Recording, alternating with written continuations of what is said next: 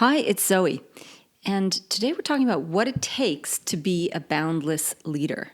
And when I started really digging into this, I was surprised. So let's explore.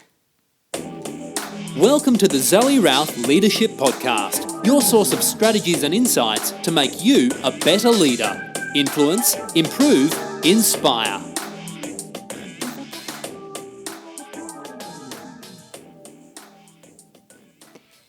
One of the things I remember most about my elementary education in Canada was the great sessions we had around explorers. I was mesmerized by the grand stories of early European, in particular, explorers who traveled far and wide without any of the modern tools or resources or knowledge into unknown places. And Marco Polo is probably the most iconic one. I think he's not the first great explorer. However, he's one of the ones who documented his explorations so vividly in a series of books. And I think that's why he's become one of the most famous earlier explorers. If you're not familiar, let me remind you of his story. He was Italian merchant, and he was born to some other merchant into a merchant family who traveled the world, basically seeking their fortune by trading with foreign countries. And Marco, who was essentially raised by his aunt while his father and uncles went off journeying around the world, got into the exploration gig too. So in 1271, that's an awful long time ago, 800 odd years ago, he embarked on a long, adventurous journey in Asia, traveling some 15,000 miles or 30,000 kilometers. And they went through China, Japan, and India. He's also famous for running into and spending some time with the Kublai Khan, Kublai Khan, not Genghis Khan, the fifth great Khan of the Mongol Empire. And if you've been watching the Netflix series on Marco Polo, it's just extraordinary. It's a really vivid depiction of the whole time. And so he got caught actually in Genoa. He was became captive in prison in Genoa, and there he started writing his travel-related memoirs. Eventually, he got out, and he returned to Venice, married a wealthy merchant daughter, and had 3 daughters of his own. So he became a wealthy merchant based in Venice and died there in 1324 in Venice at the age of 70. So the idea of traveling unknown lands, meeting foreign countries and languages and food is something that I've been alive with in my spirit since I was a young girl. And I just find these ideas fascinating and salivating in some way. So I'm fascinated with the stories of adventurers. I'm an adventurer myself, so from a young age, I always wanted to explore beyond the horizon, which led me into playing on canoe trips as in my teenage years, and then to working at summer camp, which kickstarted my outdoor adventurous spirit and a lifetime of work in this area, which I still do, as you know. And coming up soon is my retreat in Tasmania, where it's not so hardcore as Marco Polo would have done it. We're flying into Tassie, we're getting picked up, we're staying in a nice accommodation.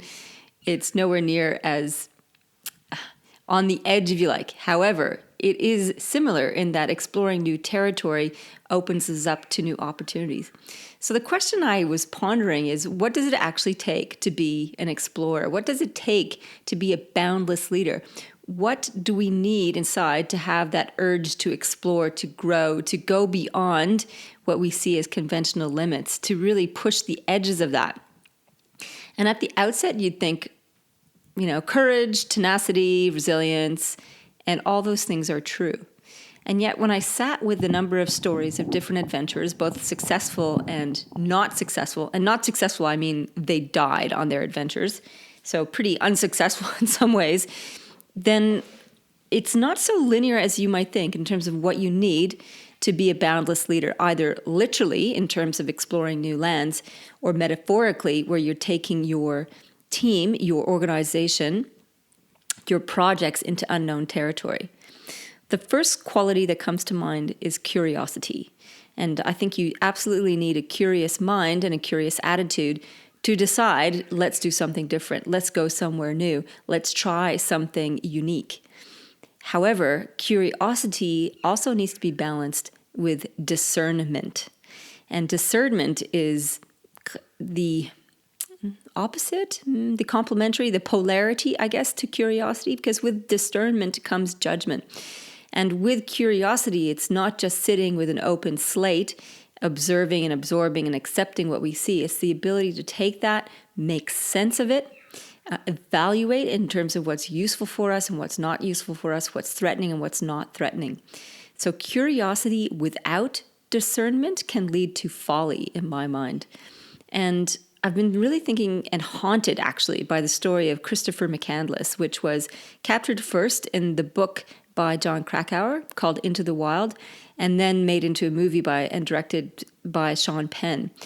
It's the story of a young 20-something-year-old Christopher who essentially throws away the trappings of civilized life. So he gives up his money, he gives up his name, he adopts a pseudonym, and he embraces the I am of nowhere and of no one and belong to nothing, and hitchhikes across the U.S. to end up in Alaska, which is his main agenda, is to go and explore Alaska.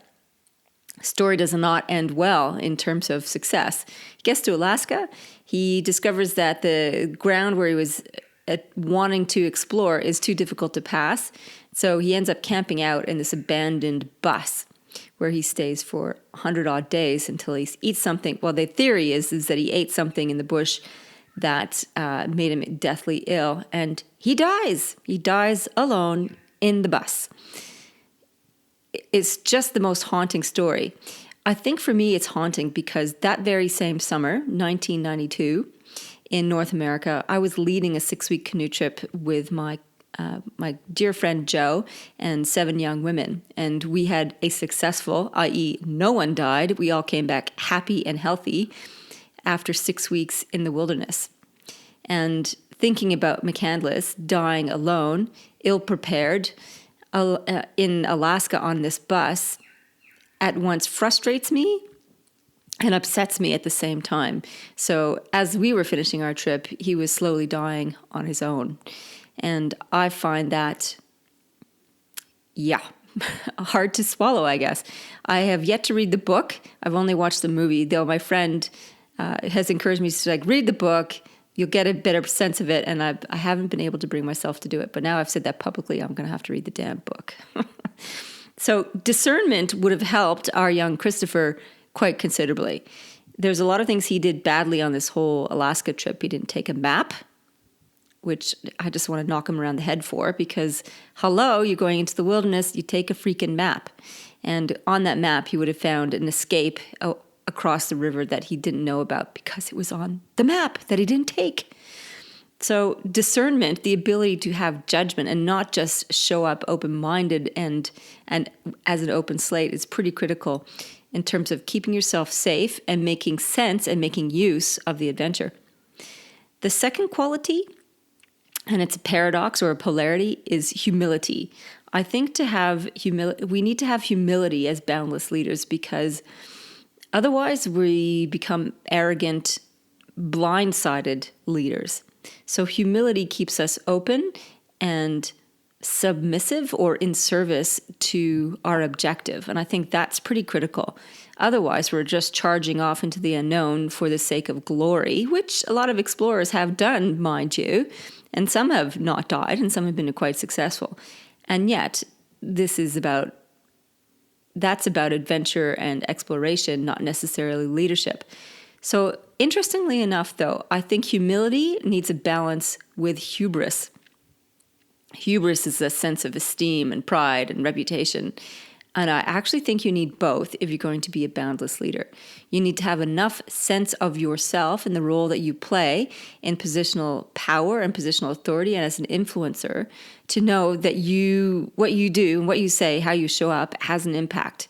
So there needs to be enough self-understanding and self-appreciation to have the courage to step forward.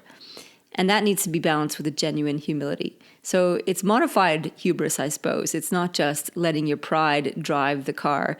It's about being able to put humility in charge of the car and hubris along there as well. So humility and hubris, along with curiosity and discernment, are two of the critical requirements for boundless leadership. One of the next essential pieces is leading with questions, and this goes hand in glove with the idea of needing to be curious. Leading with questions is the hallmark of post-conventional leadership, and it's quite distinct from leading with answers, which is conventional hero model of leadership. Follow me, I've got the answer kind of thing. And whereas we find it extremely reassuring to follow someone who says, I know what to do, follow me. That's sort of why so many people have fallen into line under Trump, is because he portrayed himself as that, as the hero, I'll show you how to make America great again, and we'll do this, this, and this. Even if his strategies are bogus, his confidence and his conviction and his leading with answers was really saleable and attractive to folks. However, if we're going to be boundless leaders, not just ones that are pushing against something like Trump is, if we're going to be boundless leaders where we are exploring the edges of what is possible, we need to lead with questions. And questions such as, what's possible? What could we achieve? Keeping in mind this idea of percolating possibility. And at the same time, and here's the paradox piece, we also need to lead with answers. How can you balance this in your own brain? How can we lead with questions and lead with answers? I think we cannot just lead blindly into the unknown. I think we absolutely need to have some parameters, some answers as to where we pull the pin, what our limits are, what our limitations are. So we have some sense of containerizing around this idea of exploration, that it's not just surging off on a whim and betting the bank against our projects. So questions and answers are pretty critical. The next paradox, I think, is this. It's the capacity to explore and go into the unknown, seriously go into the unknown, not having any sense, or maybe a limited sense, of what is out there for you, whether you're launching a new product or a new service or changing jobs or moving countries. That is all rich, unknown territory, and you don't know how you're going to do in each of those projects. You know what you have in your toolkit, you know what you have in your backpack in terms of personal resources and skills and so on. However, that venturing into the unknown takes an enormous amount of courage. To balance that, though, I think boundless leaders need to have a strong sense of home. And coming home again after exploring the unknown is this oscillation that we don't always get in the picture of explorers, Ironically, not ironically, but I guess tellingly, in the work by Joseph Campbell, where he looked at the hero's journey as a meta story model across many cultures, where, you have the hero who is orphaned and they have to leave their familiar territory and they go past thresholds of the unknown and they battle dragons and they deal with demons and they have mentors who help and magical learnings and into the whale of the belly and out of the whale of the belly, and they become more powerful and more self-knowledgeable, and they have more wisdom through these travails. At the end of the hero's journey, there's always this choice to go home to share the wisdom. And I think as boundless leaders, we need to have that. We need to have the capacity to jump into the unknown and venture out there into the wilderness with courage, as well as the capacity to take what we learn and come home again to share, to teach, to consolidate. And I think for contemporary leaders, that also means to reboot, to recharge, to get in touch again with what matters most. And I think boundless leadership is not a one-way direction. I think it's an oscillation. It's going to the edge of what's possible in your personal world, your professional world, and coming back to center again. So each time you venture out, you have a stronger place to come back to. And by having a stronger place to come back to, you can go further out again. And I love this sort of swing between the two as a pretty important metaphor to explore what boundless leadership is really about.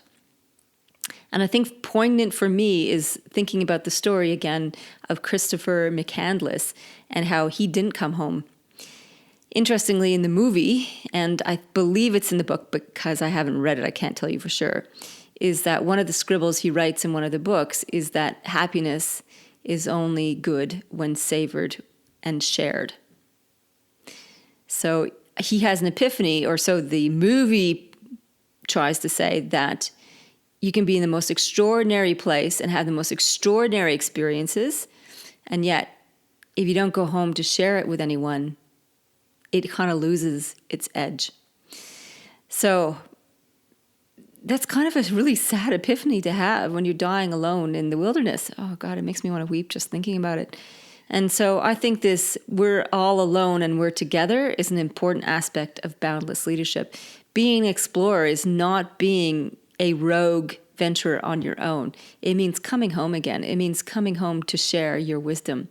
And I think the most successful explorers do that. They come back, they share, they teach, they learn and grow, and they go out again into a different wilderness. I'd love to hear your thoughts on the paradox of the boundless leadership mindset and what you need in order to explore possibilities. In the meantime, live well, lead well.